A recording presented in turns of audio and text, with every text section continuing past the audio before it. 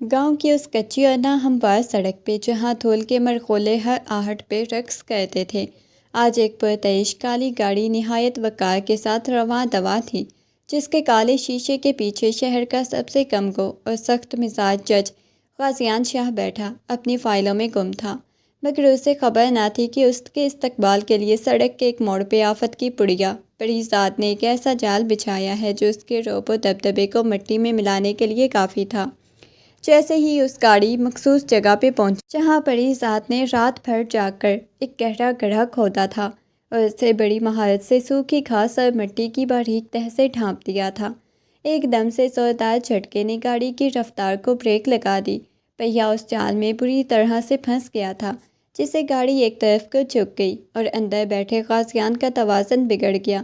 اس کے ہاتھ میں موجود قیمتی فائلیں ڈیش بورڈ سے ٹکرا کے نیچے گر گئیں، اس کے ماتھے پہ غصے کی لکیریں ابھر آئیں۔ غازیان شاہ، جس کے نام سے بڑے بڑے مجرم تھر تھر کانپتے تھے، اچانک افتاد پہ تلملا اٹھا۔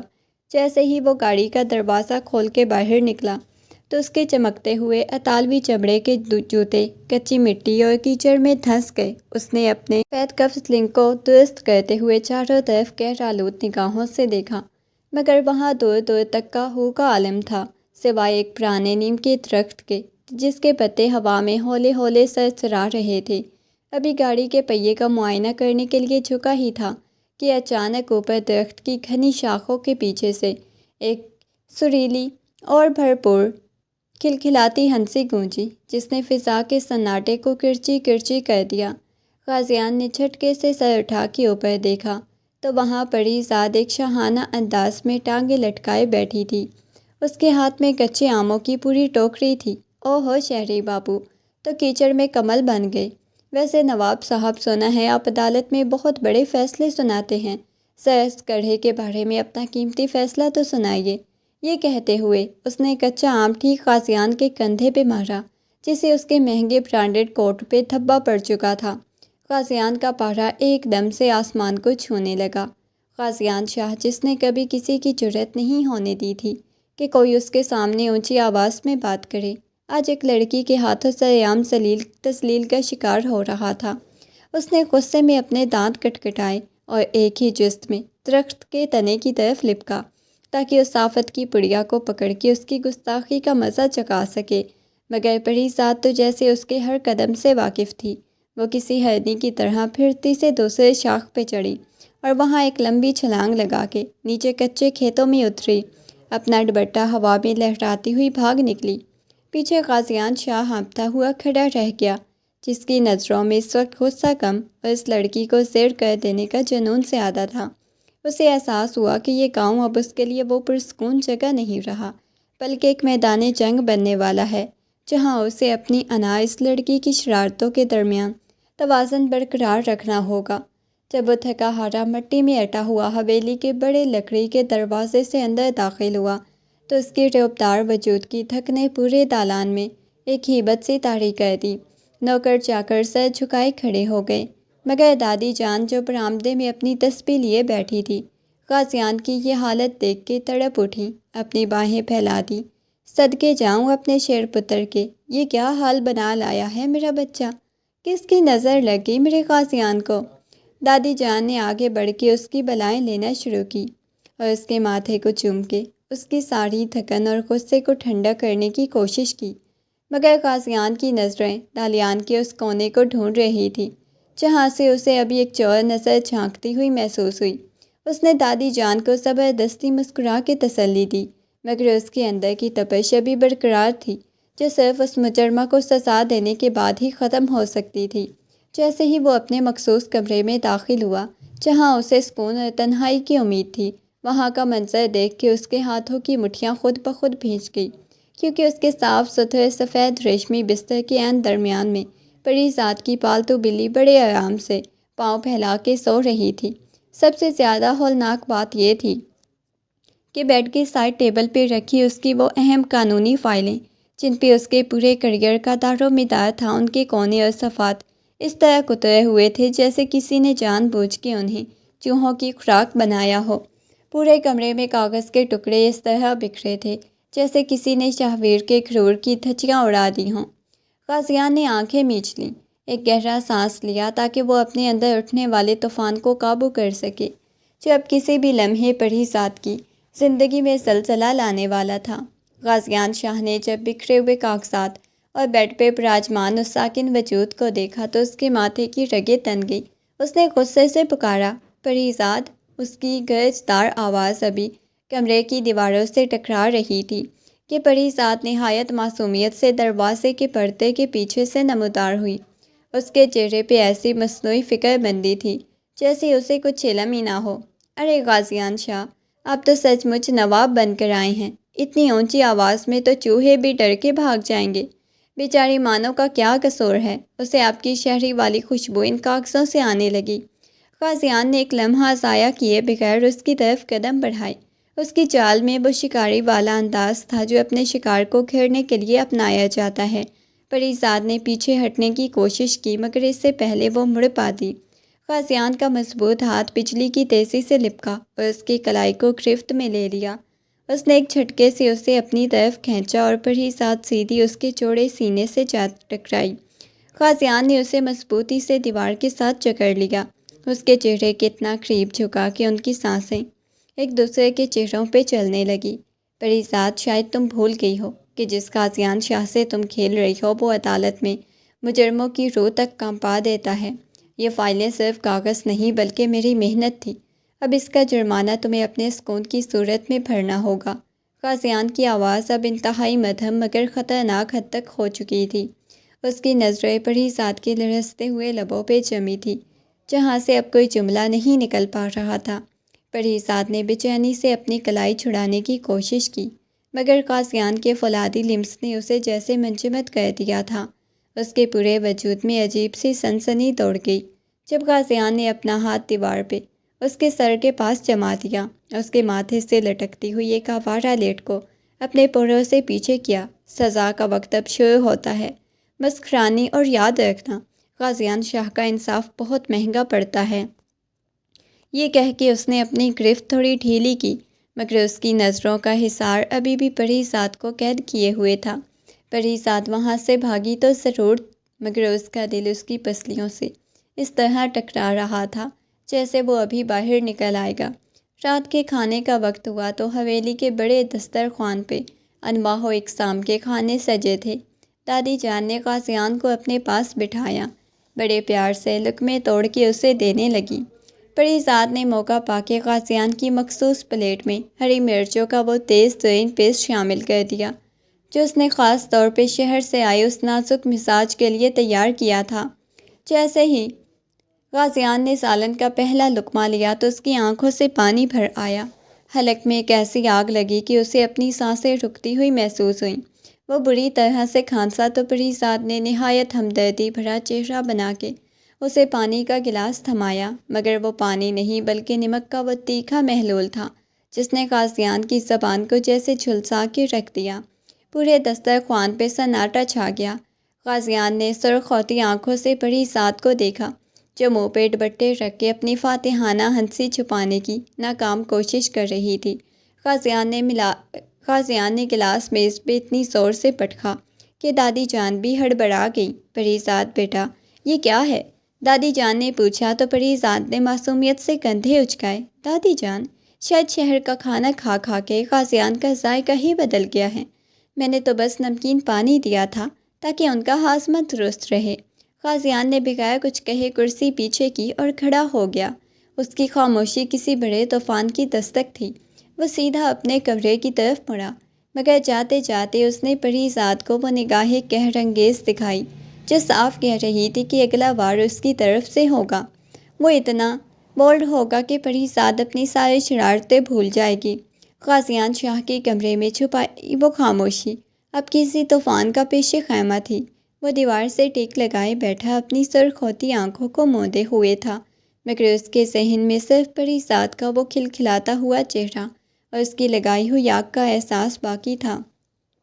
اس نے فیصلہ کر لیا تھا کہ وہ اسے صرف لفظوں سے نہیں بلکہ اپنے عمل سے خاموش کروائے گا۔ اگلی صبح سحری کا وقت ابھی دور تھا جب غازیان نے دبے پاؤں پریزاد کے کمرے کا رخ کیا۔ بڑی صفائی سے اس کا وہ موبائل فون اٹھا لیا جس میں اپنی تمام شرارتوں کا ریکارڈ رکھتی تھی۔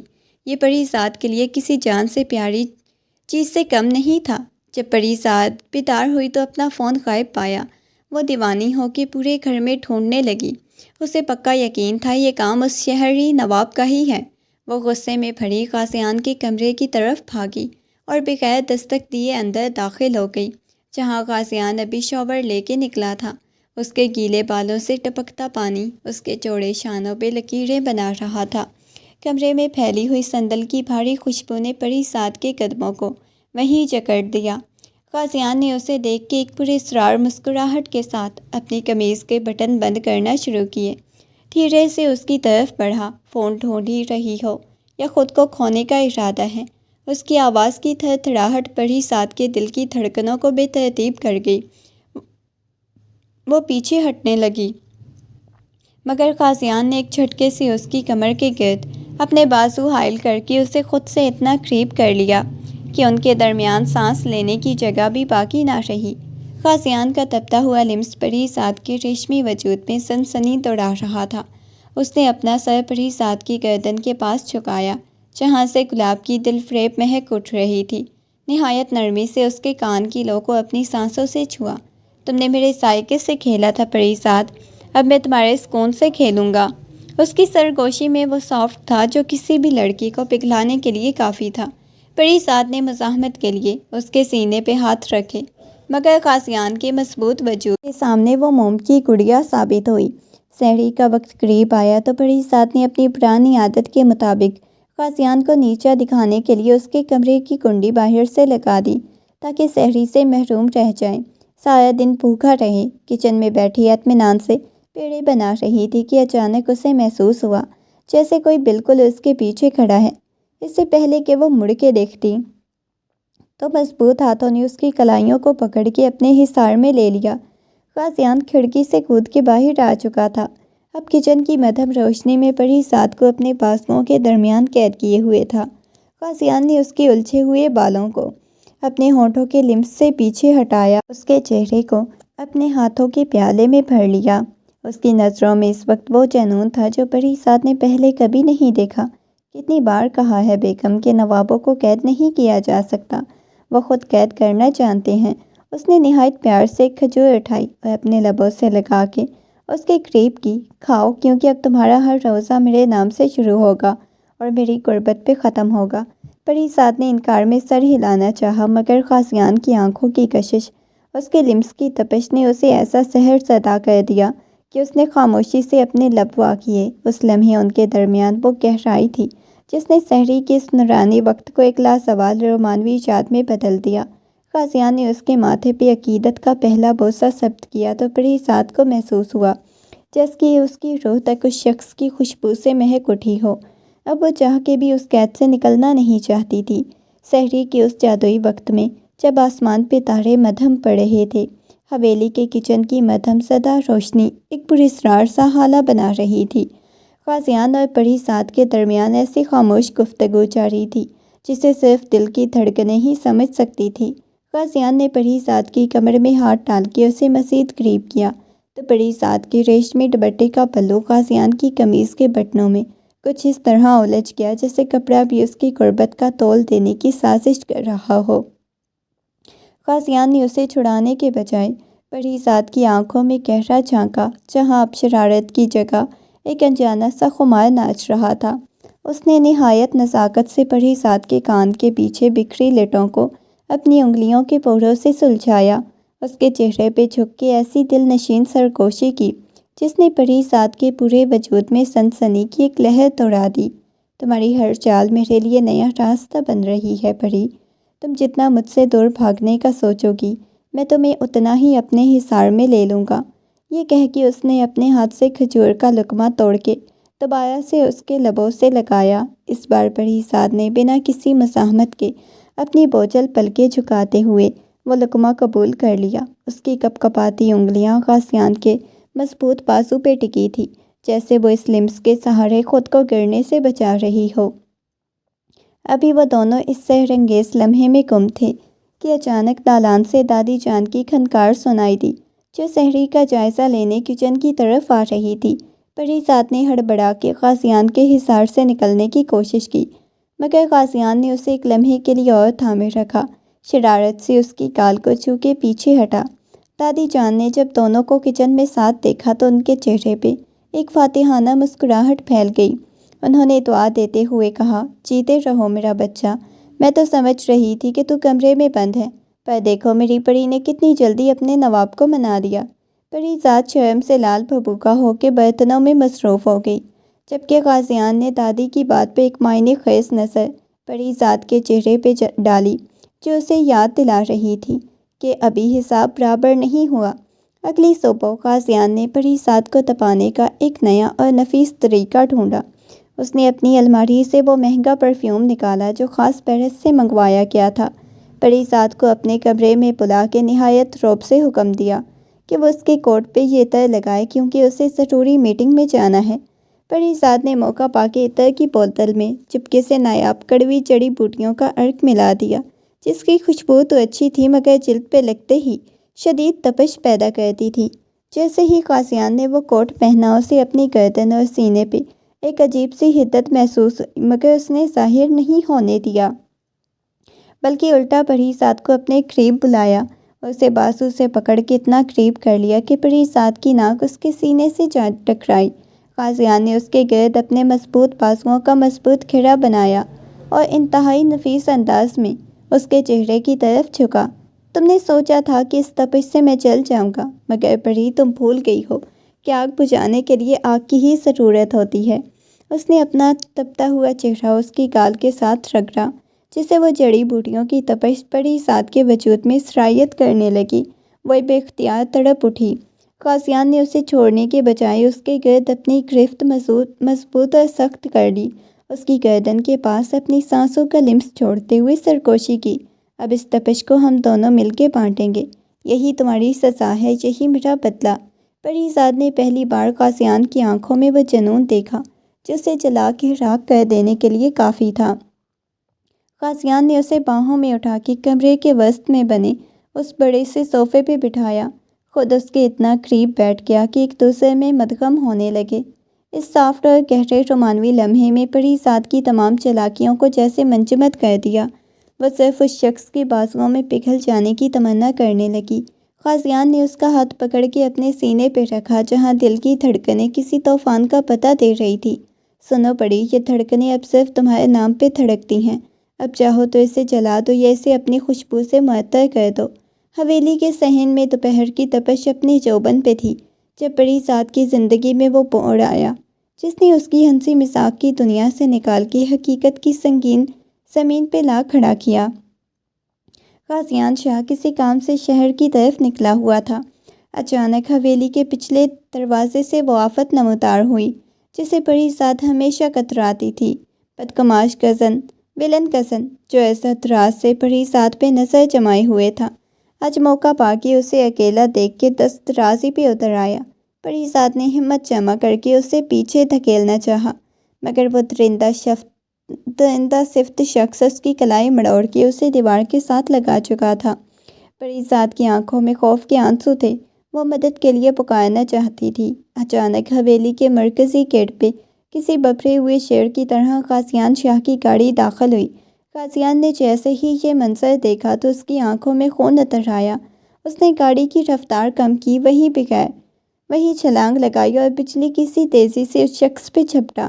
قاضیان کے فولادی گھونسوں نے اس بدماش کا چہرہ لہو لہان کر دیا، اس کے بالوں سے پکڑ کے گھسیٹتے ہوئے حویلی سے باہر پھینک دیا۔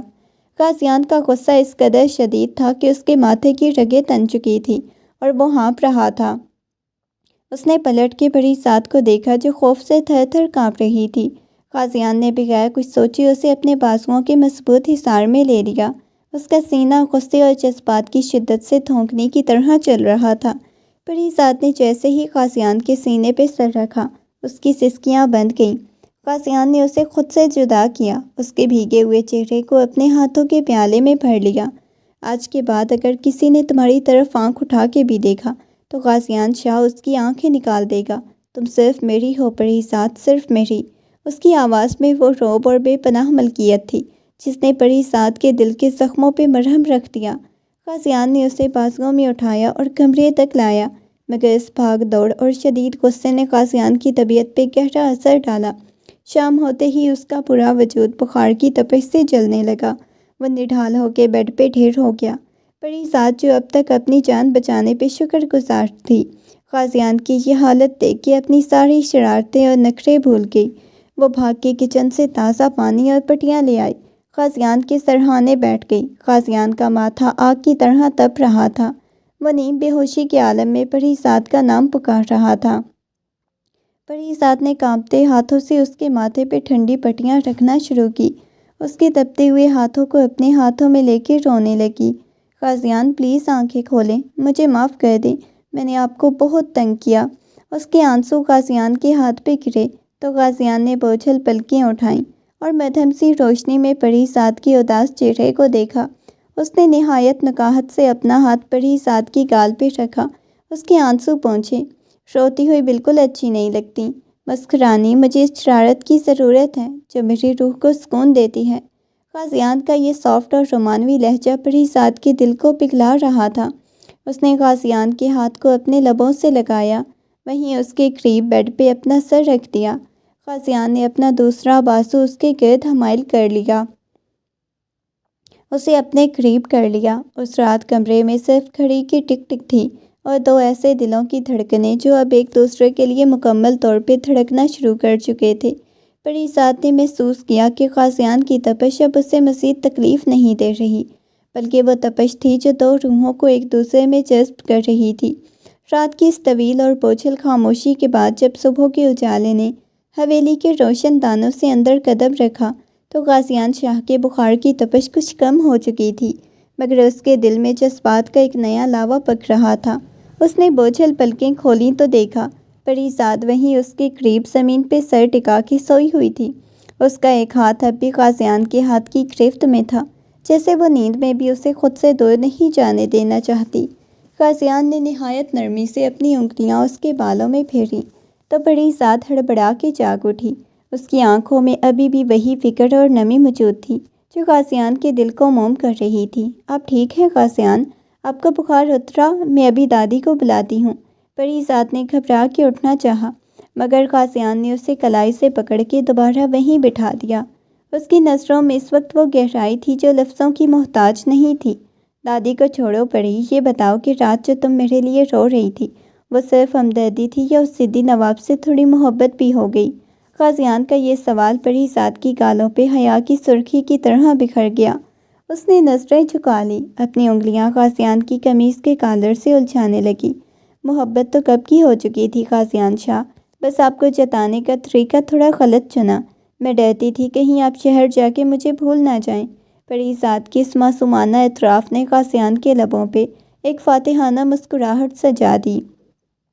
اس نے جھک کے پری ذات کی پیشانی پہ اپنی محبت کی مہر ثبت کی اور اسے بازوؤں کی حصار میں سمیٹ لیا۔ اس لمحے ان کے درمیان وہ جس نے پچھلی تمام تلخیوں کو دھو ڈالا۔ جیسے جیسے دن ڈھلا افطاری کی تیاریاں شروع ہوئیں۔ حویلی کے باورچی خانے میں ایک بار پھر وہی شوخی لوٹ آئی، مگر اس بار اس میں نفرت نہیں بلکہ میٹھی اپنائیت تھی۔ پری ذات افطاری کے لیے بیسن کھول رہی تھی، پکوڑوں کی تیاری میں مصروف تھی کہ غازیان نے شرارت سے کچن میں داخل ہو کے اس کے بالکل پیچھے آ کھڑا ہوا۔ پری ذات نے مڑ کے دیکھا تو غازیان کی آنکھوں میں وہی پرانی چمک تھی۔ اس نے موقع پاتے ہی اپنی انگلی بیسن والے پیالے میں ڈبوئی اور پری ذات کی ناک پہ ایک بڑا سا نشان لگا دیا۔ یہ کیا بدتمیزی ہے غازیان؟ میں کام کر رہی ہوں، آپ ہیں کہ… پری ذات کی بات ادھوری تھی کہ غازیان نے اسے تھام کے اپنی طرف کھینچا۔ اس کی اتنا قریب ہوا کہ ان کے چہرے ایک دوسرے کے عکس دیکھنے لگے۔ تم نے میرے کوٹ پہ عطر لگایا تھا، اب میں تمہارے چہرے کو بیسن سے سجا رہا ہوں، حساب تو برابر کرنا ہے نا بیگم؟ غازیان نے اپنی ناک پری ذات کی ناک سے ٹکرا، جس سے وہ بیسن غازیان کے چہرے پہ بھی لگ گیا۔ وہ دونوں اس لمحے میں کھلکھلا کے ہنس پڑے۔ غازیان نے اس کے ہاتھوں سے وہ پیالہ لیا اور اس کی طرف رکھ دیا، اسے دیوار سے لگایا، اس کے کان میں نہایت مدھم آواز میں سرگوشی کی۔ افطاری تو سب کے ساتھ ہوگی پری، مگر میری روح کی تسکین صرف تمہارے سلمس میں ہے۔ پری ذات نے شرما کے اپنا سر اس کے سینے میں چھپا لیا، جبکہ غازیان اسے اپنی باہوں میں بھرے سحری اور افطار کے ان لمحات کو ہمیشہ کے لیے قید کر لینے کی تمنا کرنے لگا۔ اس دن افطار کے دسترخوان پہ سب نے دیکھا غازیان شاہ کی نظریں اپنی منقوہہ سے ہٹ نہیں رہی تھیں، جیسے وہ دنیا کے سامنے یہ اعلان کر رہا ہو کہ یہ چلبلی مسخرانی اس کے دل کی واحد ملکہ ہے۔ حویلی کے بڑے دالان میں شام کی ٹھنڈی ہوائیں خوشبوئیں سندیسہ لے کے آئی تھیں، جب دادی جان نے پورے خاندان کی موجودگی میں یہ اعلان کیا کہ عید کے تیسرے دن غازیان شاہ اور پری زاد کی رخصتی کی جائے گی۔ یہ سنتے ہی پری زاد کے ہاتھ سے چائے کی پیالی چھوٹتے چھوٹتے بچی۔ اس کے دل کی دھڑکنیں کسی بے قابو لہر کی طرح شور مچانے لگیں۔ غازیان جو دور بیٹھا تھا، تایا ابا کسی سنجیدہ معاملے پر بات کر رہا تھا، ایک بھرپور فاتحانہ نظر پری زاد کے شرم سے لال ہوتے چہرے پہ ڈالی، جو اسے یاد دلا رہی تھی کہ اب اس کی آزادی کے دن ختم اور غازیان کی قید کے دن شروع ہونے والے ہیں۔ رات کے پچھلے پہر جب حویلی میں سکوت چھا گیا تو غازیان نے پری زاد کو سیڑھیوں کے پاس روکا، اسے بازو سے پکڑ کے اندھیرے گوشے کی طرف لے گیا، جہاں چاند کی مدھم روشنی کھڑکی کے جنگلے سے چھن کے آ رہی تھی۔ اس نے پری زاد کو دیوار سے لگایا، اس کے چہرے کو اتنا قریب جھکا کہ ان کی سانسوں کی تپش ایک دوسرے کے وجود کو پگھلانے لگی۔ تو بیگم صاحبہ، اب قید خانے کی چابیاں میرے پاس آنے والی ہیں۔ شہر جا کے میں تمہیں ایسے کمرے میں بند رکھوں گا جہاں سے باہر نکلنے کا راستہ صرف میرے پاسوں سے ہو کے گزرتا ہے۔ غازیان کی اس انتہائی رومانوی سرگوشی نے پری زاد کے تن بدن میں آگ لگا دی۔ اس نے حیا سے اپنی پلکیں موند لی، مگر غازیان نے اس کی تھوڑی سے تھام کے اس کا رخ اپنی جانب کیا۔ اس کے لبوں کے بالکل قریب ہو کے نہایت دھیمی آواز میں بولا، وہاں کوئی دادی نہیں ہوگی، نہ ہی کوئی کام، صرف تم ہوگی اور تمہارا یہ نواب جس کا جلال اب تمہارے جمال کے سامنے ڈھیر ہو چکا ہے۔ پری زاد نے کانپتے ہوئے ہاتھوں سے غازیان کی قمیص کا کالر تھاما، اپنی ہمت جمع کر کے اس کے سینے پہ سر ٹکاتے ہوئے ہولے سے کہا، شہر کے اس قید خانے میں اگر آپ جیسا پہرے دار ہو تو وہ مجھے زندگی منظور ہے۔ غازیان شاہ کے گہرے لمحے نے ان کے درمیان وہ رشتہ استوار کر دیا جو لفظوں کی حدود سے باہر تھا، مگر ابھی یہ سکون عارضی تھا، کیونکہ اس کزن جسے غازیان نے حویلی سے نکالا تھا اب ایک نئی اور گھناؤنی سازش تیار کر چکا تھا۔ اس نے غازیان کے ماضی کی فرضی کہانی گھڑی اور کچھ ایسے ہی جھوٹے ثبوت اور تصویریں پری زاد تک پہنچائیں جن میں غازیان کو شہر کی کسی لڑکی کے ساتھ دکھایا گیا تاکہ ان کے درمیان بدگمانی کی دیوار کھڑی ہو سکے۔ اگلی صبح پری زاد نے وہ تصویریں دیکھی تو اس کے پاؤں تلے سے زمین نکل گئی۔ اسے لگا جیسے اس کا سارا اعتبار کچے دھاگے کی طرح ٹوٹ گیا۔ وہ غصے اور دکھ میں پاگل ہو کے غازیان کے کمرے میں پہنچی جہاں وہ اپنا سامان سیٹ کر رہا تھا۔ پری زاد نے تصویریں اس کے منہ پہ ماریں اور چیختے ہوئے کہا، آپ تو جج ہیں نا، تو بتائیں اس جرم کی کیا سزا ہے؟ آپ نے میرے جذبات کے ساتھ کھیلا، میں یہ نکاح توڑ دوں گی۔ مجھے نہیں جانا ایسے شخص کے ساتھ جس کا دل پہلے ہی کہیں اور بسا ہوا ہو۔ غازیان شاہ جو اس اچانک حملے پہ دنگ رہ گیا تھا، اس کا چہرہ غصے سے تمتما اٹھا، مگر جب اس نے پری زاد کی آنکھوں میں سچے دکھ کے آنسو دیکھے تو اس کا غصہ دکھ میں بدل گیا۔ اس نے زبردستی اپنے حصار میں لینا چاہا، مگر پری زاد نے اسے دھکا دیا اور حویلی سے باہر بارش میں بھاگ نکلی۔ غازیان نے تل ملا کے اپنے بالوں میں ہاتھ پھیرا اور سچائی ثابت کرنے کے لیے اس کے پیچھے لپکا۔ باہر بادل گرج رہے تھے، موسلادھار بارش نے ہر منظر کو دھندلا دیا تھا، مگر غازیان کی نظریں صرف اس بھاگتی ہوئی لڑکی پہ تھیں جو اس کی زندگی بن چکی تھی۔ اس نے پری زاد کو بیچ سڑک پہ جا کے کھڑا کیا اور جھٹکے سے اسے اپنی طرف موڑ لیا۔ اس کے دونوں کندھے اتنی سختی کہ پری زاد کی چیخ نکل گئی۔ میری طرف دیکھو پری زاد، یہ آنکھیں کبھی جھوٹ نہیں بولتی۔ میں نے تمہارے سوا کبھی کسی کا خواب تک نہیں دیکھا۔ یہ سب ایک نیچ سازش ہے تاکہ تم مجھ سے دور ہو جاؤ، تمہیں کھو دوں۔ تمہاری محبت اتنی کمزور ہے کہ چند کاغذ کے ٹکڑوں پہ ڈھیر ہو گئی۔ بارش کے پانی میں بھیگتے ہوئے غازیان کے لہجے میں وہ تڑپ تھی۔ پری زاد کا دل پگھل کے رہ گیا۔ غازیان نے اسے تڑپ کے اپنے سینے سے لگا لیا۔ بارش کی بوندوں کے درمیان ان کا ملاپ ہوا جس نے تمام غلط فہمیوں کو دھو ڈالا۔ غازیان نے اس کے بھیگے ہوئے چہرے پہ اپنے لب رکھ دیے اسے یقین دلایا کہ وہ اس کی زندگی کا پہلا اور آخری عشق ہے۔ اس بھیگی ہوئی شام میں ان کا وہ گہرا تعلق ایک دوسرے میں ضم ہو جانے کا احساس اس بات کی گواہی دے رہا تھا، اب کوئی بھی سازش ان کے درمیان نہیں آ سکتی۔ رمضان کی بابرکت سماعتیں رخصت ہوتے ہی حویلی میں عید کی خوشیوں کے ساتھ ساتھ شادی کی شہنائیاں گونجنے لگیں اور پورا گھر رنگ و نور میں نہا چکا تھا۔ خاص طور پہ مہندی کی وہ شام جس کا بڑی ذات کو شدت سے انتظار تھا، وہ خوف بھی اب اس گھر سے رخصت ہو کے ایک بالکل نئی دنیا میں قدم رکھنے والی ہے۔ مہندی کی رات بڑی ذات پیلے رنگ کے جوڑے میں ہاتھوں پہ گہری رچی مہندی سجائے جب سہیلیوں کی جھڑمت میں بیٹھی تھی تو اس کی نظر بار بار دروازے کی طرف اٹھ رہی تھی جہاں سے قاضیان شاہ کے آنے کی امید تھی۔ قاضیان جو اب اس کا مجازی خدا بننے والا تھا، سفید کڑھائی والے کرتے میں ملبوس اپنے روایتی روب اور تمکنت کے ساتھ جب دالان میں داخل ہوا تو سب کی نظریں وہیں ٹھہر گئیں۔ اس نے کسی کی پرواہ کیے بغیر سیدھا پری ذات کے پاس آ کے جگہ بنائی، اس کے مہندی سے مہکتے ہاتھوں کو اپنے ہاتھوں کے پیالے میں بھر لیا۔ پری ذات نے شرم کے مارے اپنی نظریں جھکا لیں، مگر قاضیان کی انگلیاں اس کی ہتھیلیوں پہ موجود مہندی کے پیچیدہ ڈیزائنوں میں بڑی مہارت سے اپنا نام ڈھونڈنے لگیں۔ سنا ہے بیگم اگر دلہے کو اپنا نام آسانی سے مل جائے تو ساری زندگی اپنی دلہن پہ حکمرانی کرتا ہے، مگر مجھے تو یہاں صرف اپنی دھڑکنیں سنائی دے رہی ہیں۔ قاضیان نے نہایت نزاکت سے پری ذات کے کان کے قریب جھک کے سرگوشی کی تو پری ذات کے وجود میں سنسنی کی ایک لہر دوڑ گئی۔ اس نے اپنا سر قاضیان کے چوڑے شانے پہ رکھ دیا۔ اس گہرے رومانوی لمحے میں قاضیان نے سب سے چھپ کے پری ذات کی ہتھیلی پہ اپنے لبوں کا لمس چھوڑا جس نے پری ذات کا پورا جسم تپنے پہ مجبور کر دیا۔ اس نے محسوس کیا قاضیان کی محبت اب اسے مکمل طور پہ اپنی گرفت میں لے چکی ہے۔ اگلے دن جب رخصتی کا وقت آیا تو حویلی کی در و دیوار بھی پری ذات کے جانے کے غم میں اداس نظر آ رہی تھی۔ دادی جان نے روتے ہوئے پری ذات کا ہاتھ قاضیان کے ہاتھ میں دیا، اسے وعدہ لیا کہ وہ ان کی لاڈلی ہمیشہ خیال رکھے گا۔ قاضیان نے نہایت سنجیدگی اور وقار کے ساتھ دادی کے سر پہ ہاتھ رکھا اور پھر پری ذات کو اپنے حصار میں لے کے گاڑی کی طرف بڑھا جہاں ان کی زندگی کا نیا اور انتہائی سفر شروع ہونے والا تھا۔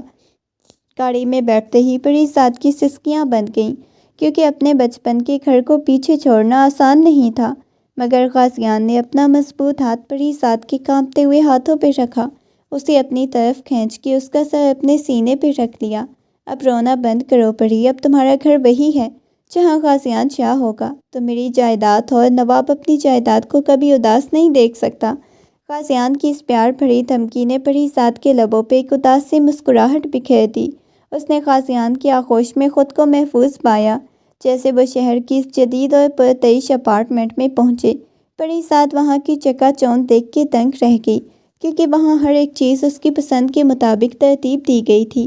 قاضیان نے اسے اندر لاتے ہی مین دروازے کو مقفل کیا، اسے اٹھا کے بیڈ روم کی طرف بڑھا جہاں گلاب کی پتیوں اور شمعوں کی مدھم روشنی نے ایک جادوئی سما پیدا کر رکھا تھا۔ قاضیان نے اسے نرم بستر پہ بٹھایا، خود اس کے اتنا قریب ہو گیا کہ ان کے درمیان سانس لینے کی جگہ باقی نہ رہی۔ اس نے پری ذات کے بھاری جھمکے اتارے، اس کے چہرے کو اپنے ہاتھوں کے پیالے میں بھر کے نہایت گہرائی سے اس کی آنکھوں میں جھانکا۔ خوش آمدید پری ذات، قاضیان شاہ، آج سے اس گھر میں صرف میرا حکم چلے گا۔ میرا پہلا حکم یہ ہے کہ آج تم مجھ سے دور جانے کا کبھی نہیں سوچو گی، کبھی بھی نہیں۔ قاضیان کا لہجہ انتہائی مخمور اور رومانوی ہو چکا تھا۔ اس نے پری ذات کے ماتھے پہ اپنی ملکیت کا بوسہ ثبت کیا، اسے اپنی باہوں میں بھر کے اس نئی زندگی کا آغاز کیا جہاں صرف بے پناہ محبت تھی، ایک دوسرے میں فنا ہو جانے کا جنون تھا۔ شہر کی اس پہلی صبح جب سورج کی کرنوں نے پرتعیش بیڈ روم کے ریشمی پردوں سے چھن کے اندر قدم رکھا تو پری ذات کی آنکھیں قاضیان کے حصار میں کھلی جو نیند میں بھی اسے کسی قیمتی متاع کی طرح خود سے لگائے ہوئے تھا۔ قاضیان کے چہرے پہ مخصوص سختی اب مٹ چکی تھی، اس کی جگہ ایک سکون نے لے لی تھی جسے دیکھ کے پری ذات کے لبوں میں ایک دم سے شرارتی مسکراہٹ مچلنے لگی۔ اس نے نہایت نزاکت سے قاضیان کے بازو سے نکلنے کی کوشش کی، مگر قاضیان نے نیند میں بھی اسے اپنی مزید گرفت میں لے لیا، اسے اپنے مزید قریب کر کے سرگوشی کی۔ اتنی جلدی بھی کیا ہے بیگم؟ ابھی تو قید خانے کی پہلی صبح شروع ہوئی ہے اور قیدی کو فرار ہونے کی اجازت بالکل نہیں ہے۔ غازیان کی اس اچانک گفتگو نے پریزاد کے گالوں کو گلاب کی طرح دہکا دیا۔ اس نے شرما کے اپنا چہرہ غازیان کے چوڑے سینے میں چھپا لیا، مگر پھر اپنی فطری شرارت پہ اتر آئی۔ غازیان کی تھوڑی پہ اپنی انگلیاں پھیرتے ہوئے بولی، نواب صاحب، شہر میں جج صاحب کو وقت کا پابند ہونا چاہیے، آفس کے لیے دیر ہو رہی ہے۔ غازیان نے زوردار قہقہ لگایا اور اسے الوداعی بوسہ دے کے بستر سے اٹھا، مگر اسے خبر نہ تھی کہ پریزاد نے شہر کے اس جدید گھر کو کبھی اپنی شرارتوں کا میدان بنانے کا فیصلہ کر لیا ہے۔ غازیان کے آفس جانے کے بعد پریزاد نے پورے گھر کا معائنہ لیا۔ کچن میں موجود اس مہنگے اور پیچیدہ کافی میکر کو دیکھ کے اس کے ذہن میں نیا منصوبہ آیا۔ اس نے کافی بنانے کے بجائے اس میں کچھ ایسی تبدیلیاں کر دی۔ جیسے ہی غازیان شام کو تھکا ہارا واپس آیا، اس نے بٹن دبایا۔ کافی کے بجائے وہاں سے جھاگ کا ایک طوفان نکلا، جس نے غازیان کے سفید سوٹ اور کچن کے فرش کو بھر دیا۔ غازیان نے بے بسی سے پریزاد کو دیکھا، جو دور کھڑی دانت نکال رہی تھی۔ پری، یہ شہر ہے، یہاں مشینیں تمہارے گاؤں کے چولہوں جیسی سادہ نہیں۔ غازیان نے غصہ دکھانے کی کوشش کی، مگر پریزاد کی معصوم ہنسی کے سامنے اس کا جلال ایک بار پھر ڈھیر ہو گیا۔ شام ڈھلے جب غازیان صوفے پہ بیٹھا اپنی فائلیں دیکھ رہا تھا، شدید تھکن کی وجہ سے اس کی آنکھیں بوجھل ہو رہی تھیں۔ پریزاد دبے پاؤں اس کے پیچھے آئی، بڑی ہمدردی سے اس کے کندھے دبانے لگی۔ غازیان نے سکون سے آنکھیں موند لیں۔ شاید آج پریزاد کو اس پہ ترس آ گیا، مگر اسے کیا معلوم تھا کہ اس کے ہاتھوں میں اس وقت بالوں والی باریک ربر بینڈز اور کلپس موجود تھیں۔ نہایت صفائی اور خاموشی سے پریزاد نے غازیان کے گھنے اور ربدار بالوں میں چھوٹی چھوٹی کئی چٹکیاں بنا دی، اوپر رنگ برنگے کلپس لگا دیے۔ جب غازیان کو کچھ محسوس ہوا تو اس نے آئینے میں اپنی شکل دیکھی تو اس کی چیخ نکلتے نکلتے رہ گئی۔ پریزاد! غازیان شاہ، یہ کیا حشر کر دیا تم نے میرا؟ کل عدالت میں لوگ کیا کہیں گے؟ جج صاحب گھر سے بیٹی بن کے آئے ہیں۔ غازیان نے غصے سے اسے پکڑنے کے لیے چھلانگ لگائی، مگر پریزاد کشن کے پیچھے چھپتی پھرتی۔ آخرکار غازیان نے اسے دبوچ لیا۔ اس وقت غازیان کی نظروں میں وہ اور تپتا ہوا جنون تھا، جو پریزاد کی تمام ہنسی کو ایک لمحے کے لیے نگل گیا۔ تمہیں لگتا ہے تم مجھے تپا کے بچ جاؤ گی؟ اب اس مسخرے پن کی سزا تم اسی حالت میں میرے ساتھ گزارنی ہوگی۔ غازیان نے اسے اپنے حصار میں لے کے اس کے گالوں پہ اپنی کھردری داڑھی والے چہرے سے رگڑا، جسے پریزاد کی سسکی نکلی اور ٹکراؤ نے کمرے کی فضا کو ایک بار پھر جذبات سے بوجھل کر دیا۔ پریزاد کو احساس ہوا جتنا غازیان کو چھیڑے گی، غازیان اسے اتنی ہی گہری اور جان لیوا محبت میں مبتلا کرتا جائے گا۔ اس رات شہر کی اس بلند و بالا عمارت کے ایک کمرے میں محبت کی وہ نئی داستان لکھی جا رہی تھی، جہاں شرارتیں مٹ رہی تھی، صرف دو روحوں کا ابدی ملاپ باقی تھا۔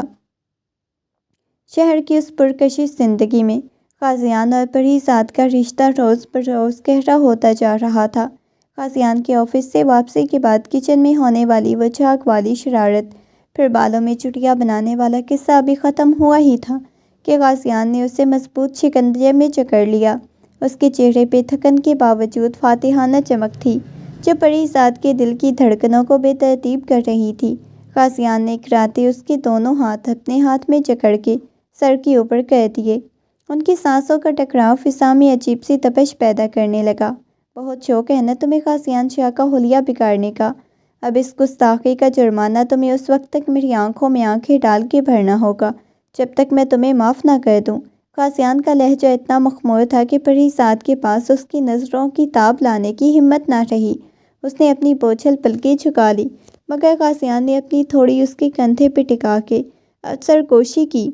پریزاد کا پورا وجود پگھلنے لگا۔ اس رات ان کے درمیان وہ گہرا، جس نے شہر کی اس خاموش رات کو ہمیشہ کے لیے یادگار بنا دیا۔ چند ہفتے یوں ہی گزرے۔ ایک صبح پریزاد کی طبیعت اچانک ناساز ہوئی تو غازیان گھبرا کے آفس سے بھاگا ہوا گھر آیا۔ اسے ڈاکٹر کے پاس لے جانے کے لیے بس ضد تھا، مگر پریزاد کے چہرے پہ انوکھی اور شرمیلی مسکراہٹ تھی، جو غازیان کو کچھ اور ہی پیغام دے رہی تھی۔ پریزاد نے دھیرے سے غازیان کا ہاتھ پکڑا اور دھیمی آواز میں سرگوشی کی، غازیان شاہ، آپ کے قید خانے میں ایک اور ننھا قیدی آنے والا ہے۔ یہ سنتے ہی غازیان کا رعب اور جلال جیسے ہوا میں اڑ گیا۔ اس کی آنکھوں میں خوشی کے آنسو چھلک آئے۔ اس نے بے اختیار پریزاد کو ہوا میں گھمایا، اسے اپنی زندگی کی سب سے بڑی خوشی قرار دیتے ہوئے اس کے ماتھے پہ عقیدت کا بوسہ دیا۔ اس لمحے ان کا رومانس ایک مقدس رشتے کی چاشنی میں ڈھل گیا، وقت پر لگا کے اڑ گیا۔ وہ دن بھی آ گیا جب غازیان اور پریزاد اپنے ننھے شہزادے کے ساتھ دوبارہ اسی گاؤں کی کچی سڑک پہ موجود تھے جہاں سے یہ تکرار شروع ہوئی تھی۔ غازیان کی کالی گاڑی ایک بار پھر اسی موڑ پہ پہنچی جہاں برسوں پہلے پریزاد نے گڑھا کھودا تھا۔ غازیان نے جان بوجھ کے گاڑی روکی، کھڑکی سے باہر اس نیم باد درخت کو دیکھا جہاں سے پریزاد نے آم گرائے تھے۔ اس نے برابر میں بیٹھی پریزاد کا ہاتھ تھاما جو اب ایک مکمل اور پروقار عورت بن چکی تھی، مگر اس کی آنکھوں میں آج بھی وہی شرارت باقی تھی۔ کیا ارادہ ہے بیگم؟ کیا آج بھی کوئی گڑھا کھود رکھا ہے جب میں سکون طریقے سے اپنی حویلی اپنے بچے کو؟ غازیان گود میں لیتے ہوئے شرارت سے کہا۔ گڑھے کی کیا ضرورت ہے نواب صاحب، آپ تو کب کے میری محبت کے گڑھے میں گر کے قید ہو چکے ہیں۔ غازیان نے کہکا لگایا، گاڑی کو حویلی کی طرف موڑ دیا جہاں دادی جان پلکیں بچھائے اپنے جگر کے ٹکڑوں کا انتظار کر رہی تھی۔ اس طرح ضدی نواب اور اس کی چلبلی مسخرانے کی یہ داستان ایک ایسی خوشگوار اور رومانوی انتہا کو پہنچی جس نے ثابت کر دیا جہاں سچی محبت اور گہرا رومانس ہو وہاں تکرار ایک نئے رنگ میں ڈھل جاتی ہے۔